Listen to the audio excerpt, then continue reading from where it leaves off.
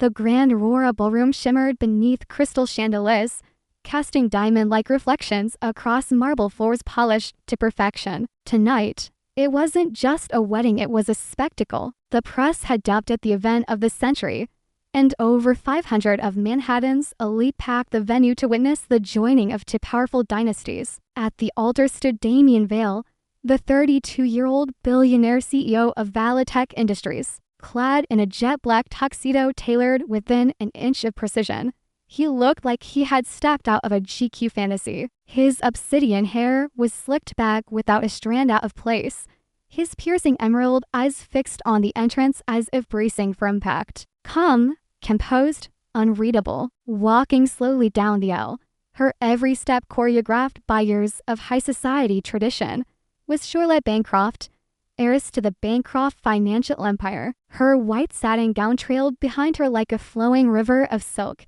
sparkling with crystals worth more than the average brownstone in Brooklyn. A walking fairy tale. The crowd collectively held its breath. Journalists scribbled feverishly. Flashes exploded like fireworks, and socialites whispered into champagne glasses. But Damien's expression never changed. No smile, no love. He looked at Charlotte the same way he looked at quarterly projections, as an obligation. Behind the flawless facade, insiders knew the truth.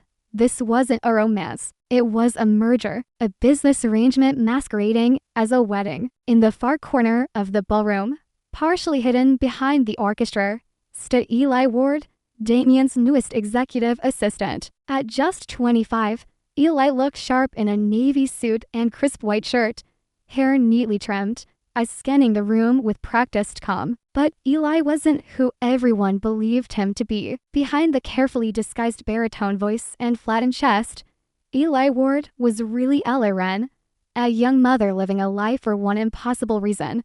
Her daughter Mir was dying, and the only way to save her was to be here, in this job, in this suit. 3 months ago, Ella had applied for the assistant position at Valitech, despite the strict requirement, male applicants only due to CEO's rare medical condition.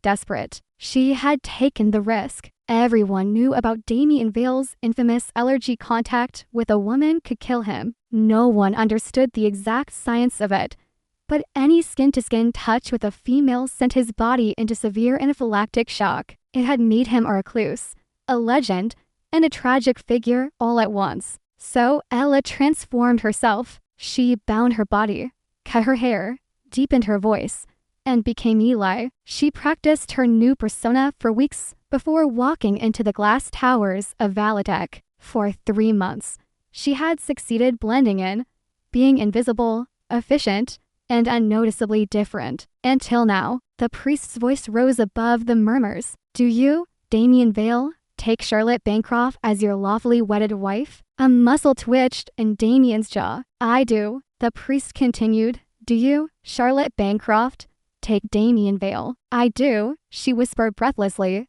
eyes sparkling. You may now kiss the bride. The audience leaned forward. The tension was electric. Everyone in the room knew the risk. Charlotte had been thoroughly briefed. No skin-to-skin contact. She wore custom-made gloves with reinforced microfibers designed to act as a barrier. But instinct is hard to fight. As Charlotte leaned in for the ceremonial kiss, her gloved hand reached up to touch Damien's cheek. A tiny, invisible tear in the glove changed everything. The moment her bare skin grazed his face, Damien froze. His eyes bulged.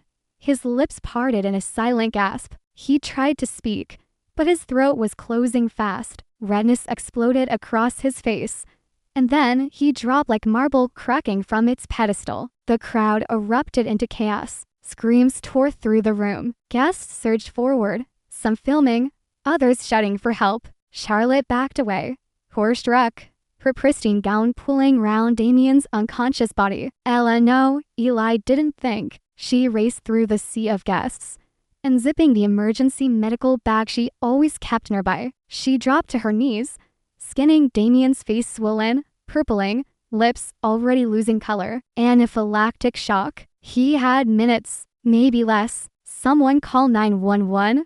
A woman shouted. Where's the doctor? I'm here, Ella said under her breath. She checked his pulse vein. She tipped back his head and began CPR. 1, 2, 3, she whispered, her hands pressing into his chest rhythmically. Then she leaned down and breathed into his mouth. And something miraculous happened. He didn't get worse. His breath came easier. His color began to return. There was no swelling, no rush, no seizure, nothing but stillness and then breath. Eller continued, chest compressions, then another breath. And Damien Vale, the man who couldn't touch women, came back to life with a kiss from the one woman he wasn't supposed to be near. When his eyes flickered open, the ballroom fell utterly silent. Green eyes met brown ones, and for a heartbeat, nothing else existed. Sir, Ella asked, her deep voice trembling. Can you hear me? Damien coughed, sat up, and stared not at his bride, not at the guests, but at his assistant. I feel fine, he said slowly. The medics arrived moments later, sweeping in with equipment and urgency, but Damien waved them off. I still locked on Eller. It wasn't supposed to be possible, and yet here she was, the only person who had ever touched him without killing him. Charlotte sobbed somewhere behind him, her voice cracking. Didn't mean to, Damien, please. It's not your fault, he said dully, standing with Ella's help. Still no reaction, no swelling, no pain, only the warmth of her arms supporting him. He leaned in close as they walked past the wreckage of the wedding. We need to talk, he whispered. Ella's pulse raced. Had he figured it out? Had 3 months of deception just unravel in a single moment? Of course, sir, she replied. But inside, her world was crumbling, because she hadn't just saved Damien Vale's life. She had also just exposed the one secret she had risked everything to hide. The silence inside the blacked-out Mercedes was unbearable. Ella sat stiffly in the front passenger seat, her fingers twitching against her slacks. The last pieces of her disguise remained intact: the pressed collar, the flattened chest, the lowered voice. But her mind was unraveling by the second. In the back seat, Damien Vale watched her through the rearview mirror. He hadn't said a word since the paramedics had cleared him to leave the wedding scene. Not a single word. Not about the failed marriage, the disaster, the miracle CPR, or her. Ella could feel his stare like a pulse on her skin, hot, heavy, searching. He knows something, she thought. He's trying to figure it out. Her stomach twisted, not just because of him, but because of her daughter. Mia, her 4-year-old, lay at home with a fever, and the babysitter's text still flashed on Ella's phone. She's warm again. When will you be back? She was so close, just a few more weeks, and she'd have the money for the surgery. She couldn't lose this job now, not when Mia's life depended on it. The sleek car pulled up to the private entrance of Manhattan General Hospital, and Damien stepped out first. Ella followed quickly, holding the medical bag she'd carried everywhere for 3 months, the bag that had saved his life. Security waved them through. Up in the private suite, the room looked more like a 5-star hotel than a medical facility. Polished wood floors, marble countertops, floor-to-ceiling windows that framed the Manhattan skyline like a painting. Damien stood by the window, still in his ruined tuxedo shirt and loosened black tie, his back straight and his silence thick. Sit, he said finally, gesturing to the chair across from him. Eller obeyed, adjusting her voice to its well-practiced baritone. How are you feeling, Mr. Vale? Damien turned, his green eyes stormy. Confused, very confused. He sat across from her, elbows resting on his knees, fingers steepled. The doctors don't know what to make of it. There was no trace of an allergic reaction left in my system. Blood work, skin scans, everything normal. Ella's heart skipped. I see. They want to run tests on you. Her body went cold. On me. They think you might have something in your blood. Saliva. Something that could explain why I didn't die when you touched me. Or when he hesitated. When you performed CPR. Ella swallowed hard, every instinct screaming. They want a sample, he said. Just routine. But I need your permission. No, she blurted before she could stop herself. I mean, with all due respect, sir, I don't think that's necessary. I'm just glad you're okay. Damien leaned forward slowly, like a predator stalking something invisible. Eli, in the 3 months you've worked for me, have you noticed anything unusual? Eller studied her breathing. Define unusual. Most people can't be within 3 feet of me without setting off a reaction. I've built my entire life around isolation. My assistants used to work through sealed windows, intercoms. You've brushed my hand, handed me coffee, bumped into me in elevators. Nothing. He stood and paced to the window again. There's only ever been one other person in my life I could touch without consequence, he said quietly. But that was years ago. A single night in Boston. Ella's blood froze. She knew the night because she had been there. It had been 5 years ago. A medical conference in Boston. She was working part-time as a server at the Grand Heathstone Hotel to pay for med school. He was the keynote guest for Valitech's pharmaceutical division, and that night changed everything. I was drugged, Damien continued, lost in memory, disoriented, burning up, wandering the halls. I thought I was going to die. He turned slowly, his eyes searching hers. A woman found me, helped me to my room, stayed with me the whole night. Eller stayed silent, barely breathing. She held my hand, used cold towels, whispered soft things when I panicked. I remember thinking she was an angel. His voice softened further, and when I woke up, she was gone. He walked closer. I never got her name, but I never forgot her face. Eller looked down. That's a beautiful story, sir. I hope you find her someday. I think I already have. Her head snapped up. Damien was only a foot away now, staring. The shape of your eyes, the way you press your fingers together when you're nervous, even the way you tilt your head when you're thinking. She forced a smile. I get that a lot. People say I have one of those faces. No, he said firmly. It's more than that. Without warning, Damien reached out and touched her hand. A current of electricity raced up her arm. Their skin met no gloves, no barrier, and nothing happened. No reaction, no rush, no gasping for air, only stillness, warmth, connection. That feeling, he whispered. It's exactly the same. Ella snatched her hand away, eyes wide. Sir, but his phone buzzed. He glanced at the screen. Dr. Yates, I need to speak with her. We'll continue this later. Eller stood abruptly, nodded, and slipped out of the room before her legs could collapse beneath her. She made it to the hallway before breathing again. He remembered. He remembered her. He felt it. He knew. The walls were closing in, and her carefully constructed world, the disguise, the job, the money for Mia's surgery was one heartbeat away from shattering. The hospital rooftop was quiet, eerily so. The wind tugged at the edges of Ella's suit jacket as she stepped into the open night air. New York's skyline glittered beneath her, a sea of golden light and shadows stretching toward the horizon. She spotted Damien instantly. He stood near the railing, his posture tense, but graceful. The city lights painting soft silver streaks through his dark hair. He wasn't wearing his tie anymore. His white shirt was half unbuttoned, exposing the curve of his collarbone and a sliver of vulnerability. You came, he said without turning. You asked,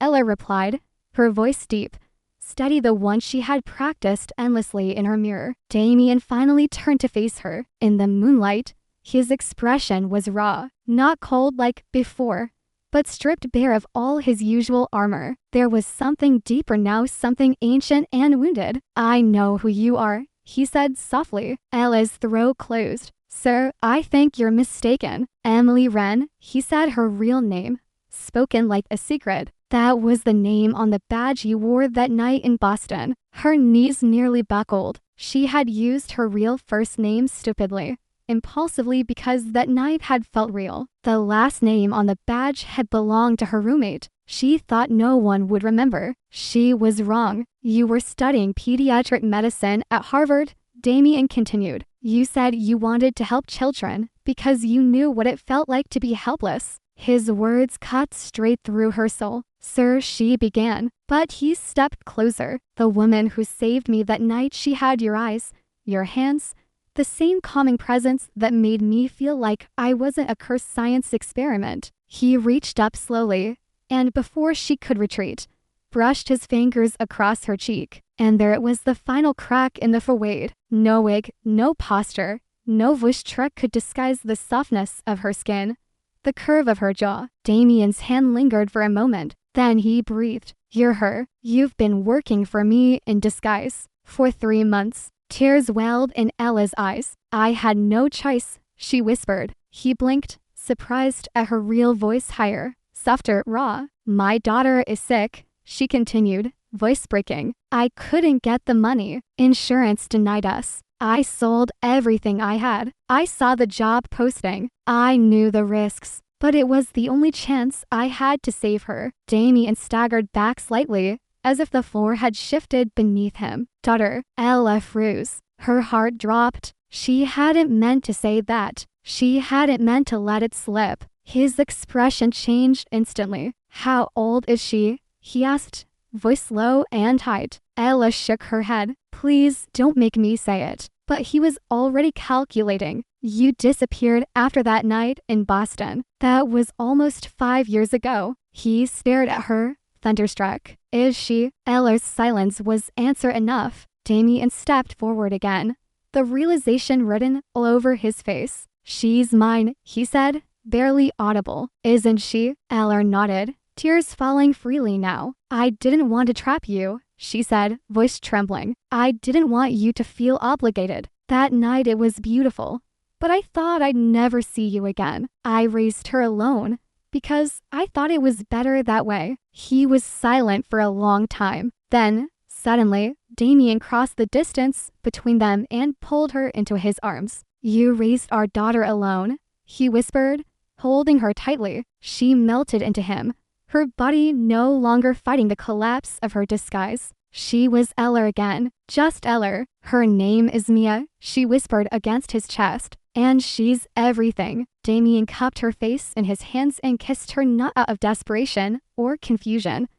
but with every ounce of longing, grief, and hope that had been buried for 5 years. And Ella kissed him back, her soul unraveling with every heartbeat. When they finally pulled apart, breathless and stunned, reality crept in again. What happens now? She asked, her voice barely a whisper. Damien looked at her, then toward the glittering skyline. Now, he said, you take me to meet my daughter. The apartment was nothing like what Damien Vale was used to. No marble floors, or silent hallways, or million-dollar art. Just a small walk-up in Brooklyn that smelled like lavender and crayons. Ella's hands trembled slightly as she unlocked the front door. She was no longer wearing her navy suit. She'd taken it off in the car, shed the final pieces of the Eli Ward disguise. Her auburn hair now cascaded freely down her shoulders, soft and luminous under the hallway lights. Damien had barely taken his eyes off her the entire ride. He stepped through the threshold slowly, cautiously, as if afraid one wrong move might cause the whole fragile moment to dissolve. The apartment walls were lined with drawing stick figures with capes, wobbly hearts, and bold letters that read Mommy over and over again. There was warmth in this space, the kind of warmth Damien had never known. Mr. Vale, Ella began, then stopped herself. Damien, before we go in there, I need you to understand something. He nodded. Mia doesn't know about you. I've always told her father was a hero, a firefighter who saved people, someone she could be proud of. Damien flinched. You told her I was dead. I told her a story she could live with. Ella whispered. I didn't know if you'd ever be able to hold her. I didn't know if she'd be safe with anyone but me. She paused, her voice shaking. She has it too. Your condition, not as severe, but her immune system attacks her own blood cells. It's why she needs surgery. She can't touch most people. I'm the only one who's never triggered a reaction. Damien's heart stopped. She's allergic to people. Ella nodded. Just like you. He stepped back, bracing himself against the wall. And if she doesn't have this surgery, she has maybe 6 months. Ella finished, her eyes glistening. A wave of grief, anger, and helplessness washed over him. Not at her, never at her, but at the universe, at fate, at the years he'd lost. I want to meet her, he said, his voice rough. Please. Ella led him down the narrow hallway, her steps slow. The final door on the left had a pink star taped to it and a hand-drawn sign. Mia's room, no monsters allowed. She knocked gently and peeked in. Sweetheart, a small voice replied. Mommy? Ella pushed the door open, revealing a child propped up on pillows, surrounded by stuffed animals and glowing ceiling stars. Mia's face lit up the second she saw her mother. I missed you, she said in a sleepy voice, her skin pale, but her eyes bright. I missed you more, Ella said, perching gently on the edge of the bed. Mia noticed Damien instantly. She blinked at him, eyes curious. Who's that? Ella glanced at Damien. That's my friend Damien. He's very special. Damien stepped forward slowly, and for the first time in his life, he really saw her. Mia had his eyes, green like forest glass, too old for a child. She had Ella's auburn hair, slightly tangled from sleep, and cheeks that were pink with fever. She was small, fragile, but strong in the way only children fighting for their lives could be. Hi, Mir, he said, kneeling beside the bed. It's nice to meet you. Mia stared at him. You look sad, she said softly. Like the people in the hospital. Damien smiled faintly. I was sad, but seeing you makes me feel a little better. Mia tilted her head the same exact way Damien did when he was trying to solve a puzzle. Are you sick too? She asked. I was, Damien said, his voice catching. But your mommy made me feel better. She's good at that, Mia said proudly. It's her superpower. Damien looked at Ella. I'd like to hold her hand, he said quietly, if that's okay. Ella hesitated. Mia looked unsure too. But mommy says I can't touch people. It makes them sick. Damien looked her in the eye. I think you and I might be different. He held out his hand. It hovered there suspended in fear and hope as Mia slowly reached forward, her tiny fingers quivering. And then they touched. It was gentle, feather-light, but it didn't burn. It didn't sting. It didn't kill. It connected. Both of them gasped softly. It doesn't hurt, Mia whispered, amazed. Damien blinked rapidly, overcome. No, sweetheart, it doesn't hurt at all. He brought her hand to his lips, kissed her knuckles, and held back the tears that threatened to fall. For the first time in 4 years, Mir was touching someone besides her mother, and for the first time in his life, Damien was touching his child. Are you my daddy? Mir asked, her voice small but steady. Ella's breath caught in her throat. Damien looked at her, then at Mir. Would you like me to be? Mia thought about it seriously, the way children do. Mommy said my daddy was a hero. Are you a hero? Damien smiled, his voice shaking. I'm trying to be, and if you let me, I'd like to help take care of you and your mommy. Mia beamed. Can you stay for dinner? Ella let out a broken laugh, her heart full and aching all at once. I make a mean grilled cheese, she said, smiling through tears. Then I'm not going anywhere, Damien said. Not now, not ever. The scent of melted cheese and toasted bread filled the small apartment like comfort itself. In the kitchen, Ella flipped the last grilled cheese sandwich onto a plate. The crust was golden, the cheese bubbling at the edges. She wiped her hands on a dish towel and turned to see the scene she never thought she'd witness.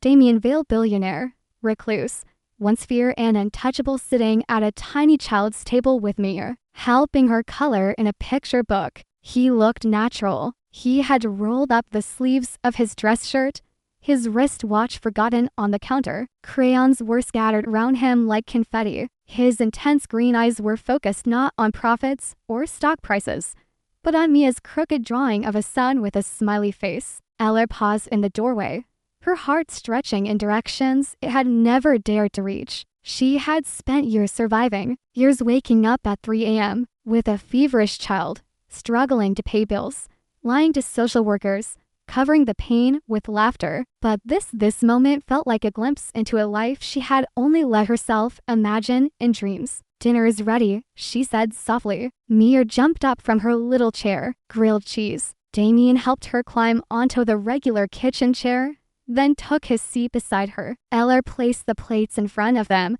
pouring apple juice into two mismatched cups and tea into her own mug. They ate in mere silence.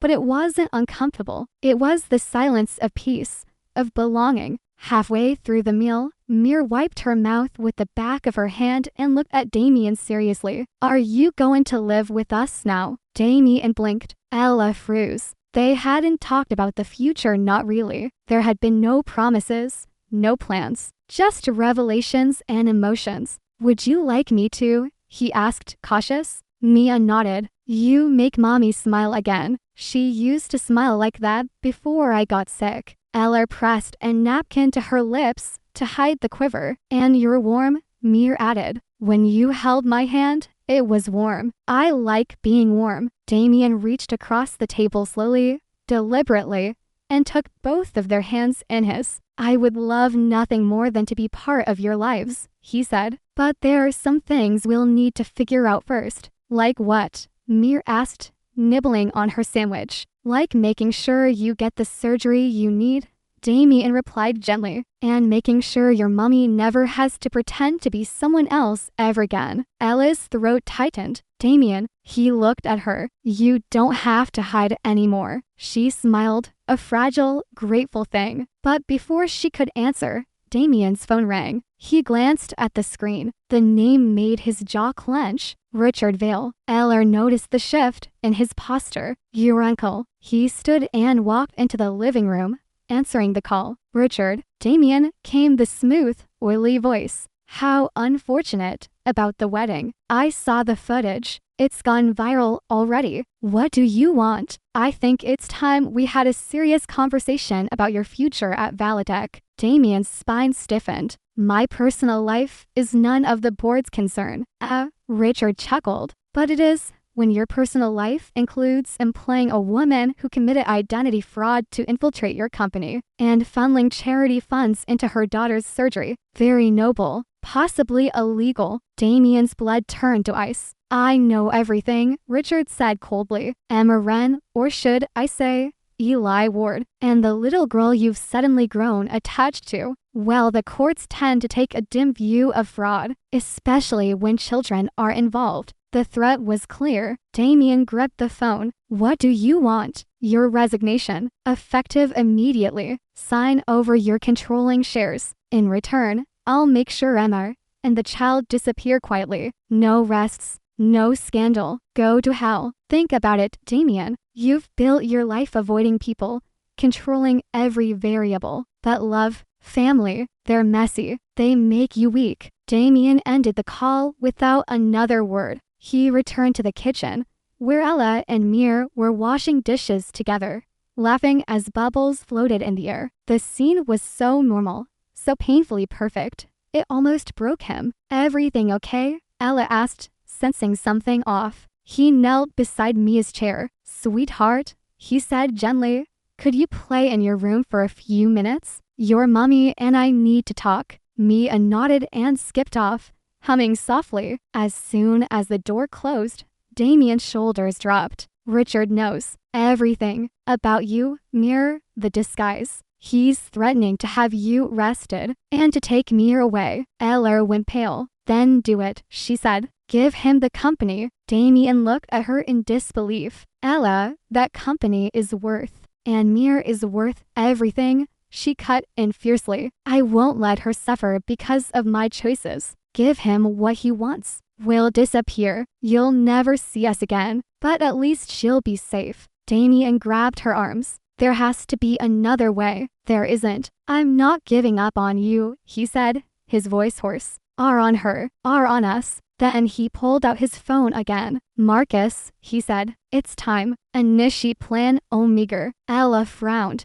What's Plan Omega? Damien's eyes darkened. Something I've been preparing just in case my uncle ever made this move. The living room of Ella's apartment had never hosted a war room until now. Papers were spread across the tiny dining table. Laptops flickered with legal documents. The air buzzed with tension and urgency. Damien stood in the center, no longer just a father or a man trying to reclaim last year's. He had become a strategist. A storm in motion. Across from him sat Marcus Gray, Damien's longtime legal counsel and one of the sharpest minds in corporate law. He was already deep into executing Plan Omega, a protocol Damien had drafted long ago, just in case his uncle ever made a move too bold too dangerous. This is it, Marcus said, placing a thick folder down. The evidence we've been collecting on Richard, years of embezzlement, offshore accounts, bribery, insider manipulation. The SEC has reviewed the files. His accounts are frozen. A raid on his private office in Tribeca is already underway. Alice stood in the corner, stunned. You planned all of this? Damien nodded once. Richards always believed my condition made me weak, that I couldn't fight back. But he forgot that isolation makes you observant. Marcus smiled tightly. He also underestimated how much leverage you have when you own the company's cybersecurity department. I've been building a case against him for over 3 years, Damien said. I just needed the right moment. And threatening your daughter was the final trigger, Marcus added. Ella's hand flew to her mouth. He never had a chance. Damien's voice softened as he looked at her. No one threatens my family. Just then, Damien's phone buzzed again. Marcus glanced at it. It's done. He's been arrested at his estate in Connecticut. Attempted destruction of evidence, obstruction of justice, fraud. They're stacking the charges. Ella sank into a chair, dazed. I can't believe it's over. Damien moved to her side, kneeling, taking her hands in his. It's not just over, he said. It's a new beginning. 1 month later, the private wing of Vail Medical Research Hospital was unlike any children's ward in the country. Bright walls, custom murals, robotic teddy bears, and private suites built for comfort and care. And in the center of it all, in a sunlit room filled with flowers and balloons, Mia lay in bed, sleepy but smiling. The surgery had been a complete success. A team of the world's top pediatric immunologists, flown in by Damien himself, had performed a delicate experimental procedure, strengthening Mia's immune system and stabilizing her condition. She would still need special care, but she would live. Damien sat beside her bed, holding her hand. You were so brave, he whispered. Mia blinked up at him, her green eyes wide. You were here the whole time, every second. Eller stood nearby, arms crossed over her chest, eyes glassy with exhaustion and relief. She looked different now, lighter. No more hiding, no more suits or disguises. Just Ella, in jeans and a soft cardigan, her auburn hair falling in gentle waves. You should rest, Damien said, reaching for her hand. You've been on your feet for days. She smiled. Not until she's eating grilled cheese again. Mia perked up. Can I have grilled cheese now? Both adults laughed, the kind of laugh that meant they could finally breathe. 1 week later, Damien's estate, the Vail estate outside the city, had always been a fortress cold, clinical, high security, a symbol of Damien's solitude. Now, it felt like a home. Mia's drawings were taped to the kitchen refrigerator. Her stuffed animals had invaded every sofa. Ella's laughter filled the holes, replacing the eerie silence that used to haunt every room. Damien stood by the swing set he'd had installed in the backyard, a sprawling garden framed by flowers and tall hedges. He gently pushed Mia on the swing, her hair flying in the breeze, her giggles bubbling up like music. Higher, daddy. Hold on tight, princess. Eller watched from the patio, a soft white sundress fluttering round her legs. She wrapped her arms round herself, trying to soak in the moment, trying to believe it was real. Damien jogged back toward her, smiling like a man who had finally found his reason to live. He wrapped his arms round her from behind, nuzzling into the crook of her neck. What are you thinking about? He murmured. Ella leaned into him. Just how perfect this is. How impossible it felt. Not long ago. Believe it, he whispered. Because I'm never letting you go again. Mia ran over and wrapped her arms round both their legs, a giggling, radiant blur of love and sunshine. Are we going to live happily ever after now? She asked, looking up with Damien's exact green eyes. Eller and Damien exchanged a glance, a silent agreement passing between them. Yes, sweetheart, Ella said softly. We're going to live happily ever after. The sun filtered softly through the arched windows of Damien Vail's study. A fire crackled gently in the hearth, despite the warmth of late spring. The grand room, once filled with medical research papers, allergy reports, and custom air filtration systems had transformed. Ties lined the bottom shelves. A half-finished puzzle set on the coffee table and on Damien's desk, right beside the Valitech quarterly report, set a finger-painted masterpiece from Mir. The quiet was peaceful, but Damien's mind wasn't resting. He stared at a manila envelope on his desk freshly delivered from Dr. Elise Chen, one of the specialists who had led Mia's procedure. Eller entered the room, holding a tray with 2 mugs of chamomile tea. Her bare feet padded softly across the carpet. "I thought we were banning work from this room," she teased, placing the tray down. Damien gave a tired smile. "This isn't work." She tilted her head. "Then what is it?" He tapped the envelope. "It's about us, about Mia, about what makes us different." Alice sat beside him, curiosity blooming across her face. Dr. Chen and her team ran extensive genetic analysis during Mia's surgery. Part of the research was looking into why she and I are reactive to most human contact and why you and she can touch me without consequences. Ella's breath caught, and she whispered. Damien opened the envelope and slid out several pages of notes, diagrams, and a single photo. A close-up of 3 DNA sequences, his, Mia's, and Ella's. "They found a match," he said. "Not just because you're her mother and I'm her father, but something deeper. We all carry a rare immunological marker, one that's never been documented in this way before." He pointed to a highlighted section. Dr. Chen believes we're part of a rare genetic subtype, a mutation that causes our immune systems to treat unfamiliar human contact as an invasion. But when two people share the same mutated pattern, the body doesn't reject them. It accepts them. Ella blinked. "So what does that mean?" "It means we were always meant to find each other." Her throat tightened. "Damien, it's why I survived that night in Boston. Why Mia was born with the same immunity and fragility. Why you and only you could save me with a kiss in a room full of people." He turned to face her fully, emotion rising behind his eyes. "We're not broken, Ella. We're not cursed.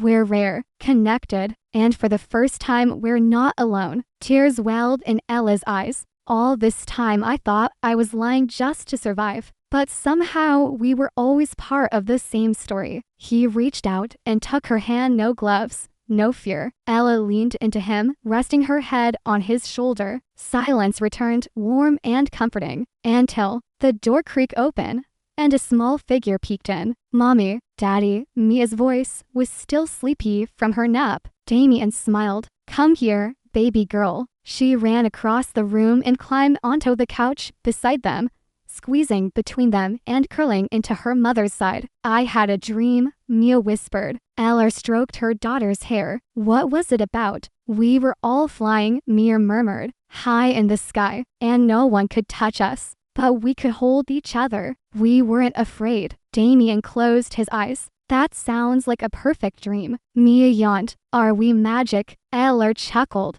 "Maybe a little." "No," Damien said softly. "We're just extraordinary." In a shadowy boardroom uptown, several men in expensive suits sat watching grainy footage of Damien's wedding collapse and miraculous recovery. One of them, Dr. Alaric Monroe, head of Valitech's once discontinued experimental immunology program, tapped his pen against the table. "So he survived," one man murmured. "More than that," Dr. Monroe said. "He made contact, skin to skin, repeatedly, and lived." "And the woman?" Monroe narrowed his eyes. "She holds the key." A younger researcher entered the room, placing a file on the table. "We traced the medical trail," he said. "Emma Wren, former Harvard medical student, disappeared for years ago, appeared again under a false identity. Where's the child?" Another voice asked. "With them," Monroe said grimly. "A genetically connected third subject." Silence fell. "Prepare the protocols," Monroe ordered, "and bring me the mother." The feeling crept in slowly like a cold draft slipping under a locked door. At first, Eller brushed it off. A car parked too long across the street. A man in a gray coat walking by the house twice in the same afternoon. A call with no voice on the other end. Easy to dismiss, easy to rationalize. But the unease lingered. She found herself checking Mia's window locks twice each night. She kept her phone close.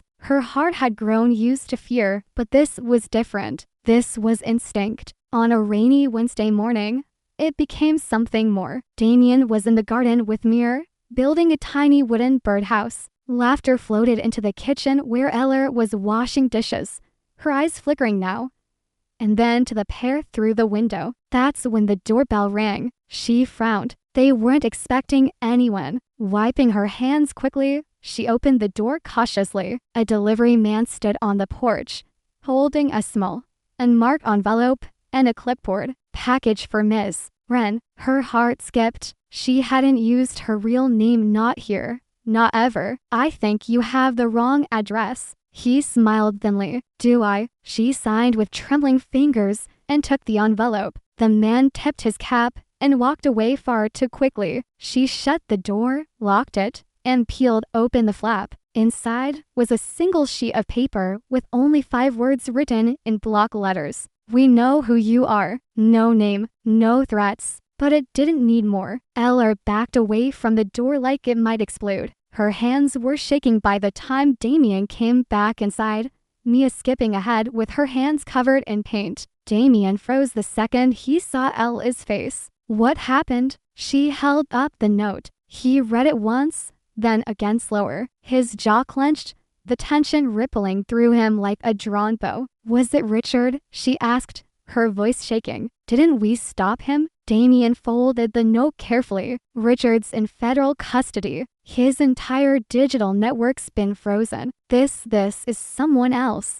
Who? I don't know, he said, but his tone said otherwise. Alice stepped in front of him. Tell me the truth. Damien looked at her, a war of hesitation in his eyes. There was a program, he said, back when I first started researching my condition. Before Valitech focused on pharmaceuticals, we had a division covert, government-backed that studied rare immunity mutations. I shut it down when I found out they were using unethical methods, human experimentation, blackmail, threats. He paused. It was led by a man named Dr. Alaric Monroe. Are you saying they're back? Damien nodded grimly. I'm saying you, me, and Mia, we're not just a family. We're evidence. Ella's skin went cold. They want to study us, she said. Worse, Damien said. They want to own us. That night, Damien worked through the night, his fingers flying across his laptop, rerouting servers, encrypting communications,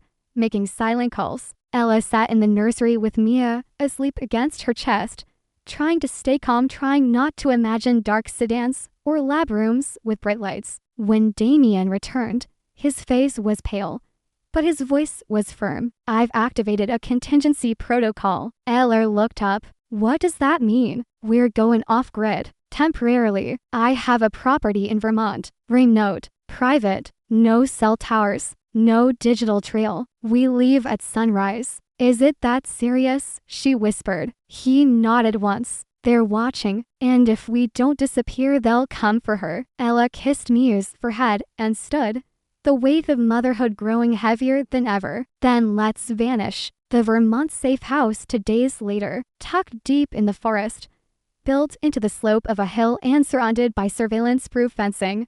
Damien's safe house was more fortress than cabin, but inside, it was warm, wooden, and filled with quiet, the kind that felt like a blanket, not a trap. Mia adjusted quickly. She was fascinated by the squirrels, the echo of her voice in the high rafters, and the puzzle room Damien had prepared just for her. Eller, on the other hand, struggled to settle. She couldn't sleep. She checked the locks obsessively. She had gone from survival mode to fugitive, and the transformation wasn't seamless. One night, she found Damien in the library, staring at old case files. I never wanted this for you, he said softly when he noticed her. For us, she corrected. You're not alone in this anymore. He turned to her. I should have told you about Monroe. I should have burned every file when I had the chance. You couldn't have known. I always knew someone would come looking, but I never thought I'd have something to lose when they did. Ella sat beside him and took his hand. You have me, she said, and you have her. We're not going anywhere. His voice cracked. I just want her to grow up free. She will.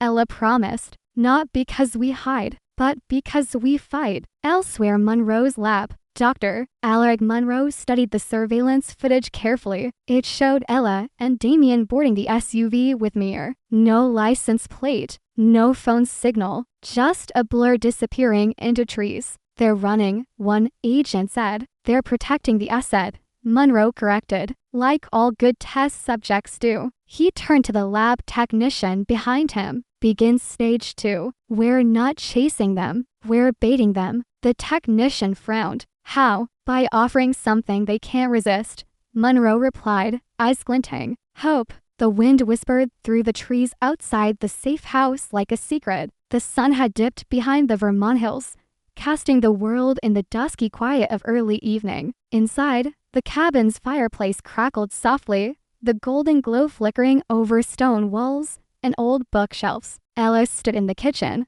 her back to the window as she washed strawberries for dessert. Damien had just finished tucking Mia into bed another night filled with story time, for head kisses, and whispered reassurances that everything was okay. But even as Mia drifted off to sleep, Ella couldn't shake the unease gnawing at her stomach. Her phone vibrated on the counter. She reached for it, expecting a message from Damien, or perhaps a weather alert. Instead, the screen lit up with a name she hadn't seen in years. Dr. Isabel Nari, pediatric immunologist, Boston General. Ella's breath caught in her throat. She hadn't spoken to Isabel since Mia's diagnosis. The woman had been her mentor in med school, brilliant, compassionate, and one of the few people who had never judged Ella for being a pregnant student. But after Ella vanished, she cut all ties to protect her daughter's secret. She hesitated, then answered. Lemma. Isabel's voice was thick with emotion. Is that really you? Dr. Nari, my God, it's been for years. I thought I wasn't sure you were even alive. There were rumors. Ella, you need to listen to me carefully. Ella's pulse spiked. I'm listening. You have to be careful. I've been working on a private grant for a research project on autoimmune anomalies in children, and your daughter's name appeared in a flag record last week. It wasn't supposed to be there. What? Ella whispered. I checked the database twice. Your fake name is attached to me as pre-op records, but someone's cross-referenced her real blood work. They know, Eller. Someone is tracking you. And not just you. Damien Vale is on their radar too. Ella's knees buckled. She gripped the edge of the counter. Dr. Nari, who's behind it? There was silence on the line, followed by a soft intake of breath. An old ghost, Isabel said. A man named Alaric Monroe. He used to fund military-adjacent gene studies. He vanished years ago after being blackballed. But he's back. And worse, he has government connections again. Eller felt the world tilting around her. You need to disappear. Again,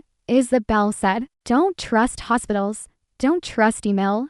Don't touch your bank account. If they find you, they'll take me and call it custody. They'll call it science. Before Eller could respond, the line went dead. 10 minutes later, Damien stood in the security room, staring at the footage from the property's perimeter drones. A single red light blinked on one of the monitors, a camera reset. Nothing major, but enough to catch his attention. Then Eller burst into the room. We've been compromised. He turned instantly. What? She threw her phone onto the table, still shaking. Dr. Nari found me as records in a flag database. Monroe is baiting us. He wants us to make a move. Damien's mind raced. So it wasn't surveillance. It was provocation. Eller nodded. He's not just watching. He's waiting. For what? For us to come to him. The next morning, a letter arrives. A nondescript envelope lay at the foot of the cabin's gated entrance. The security system hadn't triggered. There were no tire tracks. It simply appeared. Damien opened it,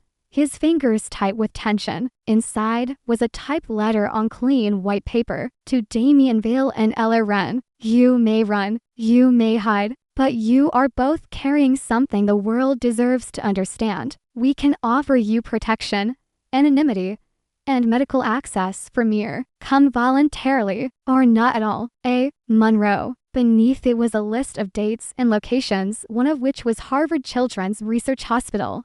where Monroe's new public-facing lab was headquartered. Damien crumpled the letter in his fist. He's offering a deal, he spat. If we come in willingly, he keeps it clean. If we don't, Eller didn't flinch. Then he makes us the enemy. The strategy. Later that day, Damien sat at the large farmhouse table with a cup of black coffee, his brows furrowed. Ella sat beside him, Mia in her lap, drawing pictures with colored pencils. I think we go to him, Damien said finally. Eller looked at him like he'd lost his mind. Absolutely not. Not to give in, he clarified. To expose him. He leaned forward. We've spent so long running, hiding, but we have the truth. Me is genetics, our immunity match, the emotional and medical evidence. If we can leak it to the public, people will panic, Ellis said. They'll think we're mutants or monsters or government property. Not if we control the narrative. Eller was quiet for a long time. Then she looked down at her daughter. Mir was coloring a picture labeled My Family, 3 stick figures holding hands beneath a rainbow. Her hands tightened around the paper. If we do this, she said,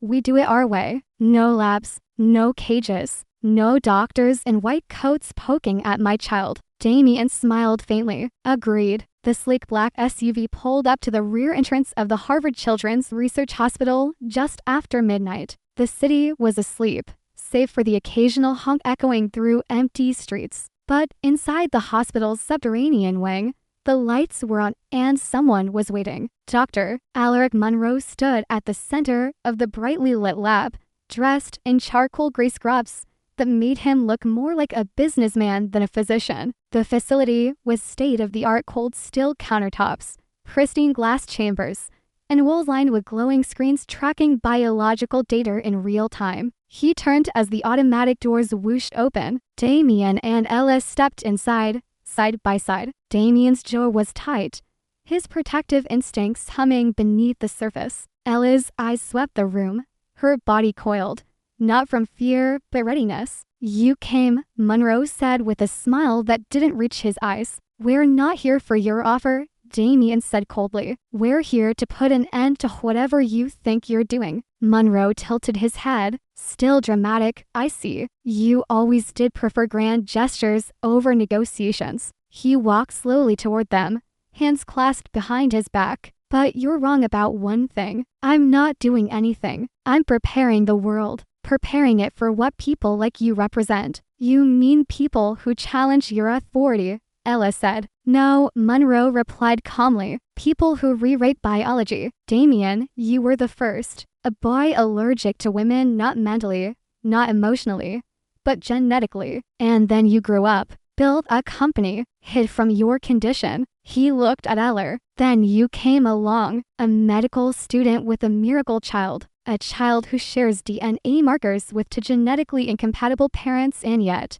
who stabilized both of you. Fascinating. She's not a case study, Ellis snapped. She's our daughter. Monroe gave a soft chuckle. You misunderstand me. I don't want to dissect your child. I want to understand her. Damien stepped forward, his voice sharp. Then understand this: if you come near her, I will bury you and every twisted file in this lab. Monroe raised his hands. But I already have the files. He turned toward the far wall, tapping a code into a touchscreen. A panel slid open to reveal 3 massive screens. On one, Mia's birth records. On the second, Damien's genetic scans. And on the third, Ella's stolen Harvard research files, long thought lost. You've been watching us longer than we realized, Ella said, her voice low. Monroe didn't deny it. Science is observation, he said, and patience. You see, the world needs people like Mir, but they also fear what they don't understand. What I offer you is control. I can give your daughter a protected identity, research credits, immunity from prosecution for everything you've done. And in return,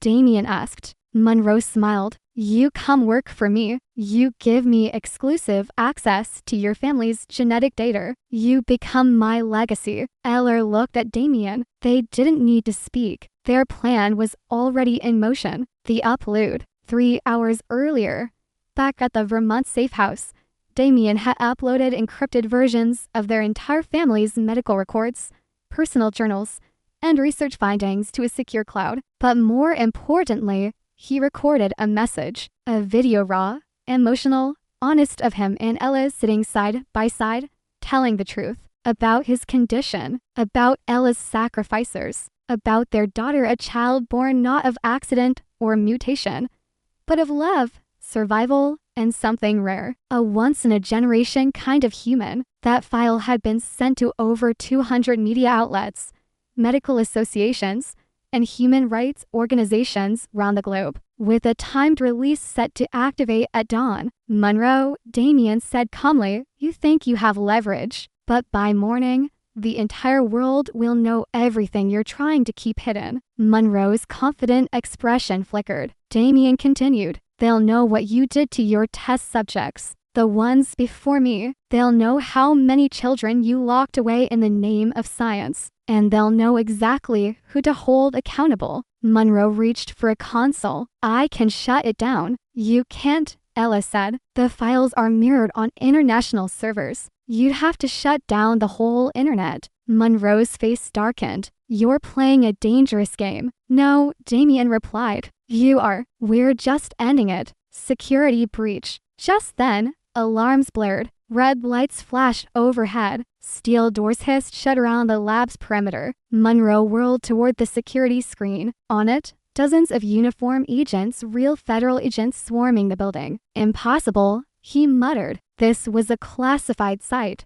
"Not anymore," Damien said. "The Department of Bioethics and the FBI have been watching you for months." All they needed was public confirmation. Footsteps echoed in the hall. Seconds later, a voice rang through the intercom. "Dr. Alaric Monroe, you are under arrest for crimes against humanity, unethical human experimentation, and obstruction of justice." Monroe turned to Damien and Eller one last time. "This changes nothing," he hissed. "The world will always fear people like you." Ella stepped forward. "Then we'll teach them better." Monroe was seized moments later, escorted out by 2 agents without resistance. The morning after, back at the Vermont cabin, the morning sunlight spilled across the kitchen table. Eller flipped through her phone, stunned. The video had gone viral. Theva Legion was trending worldwide. Some articles were filled with scientific curiosity,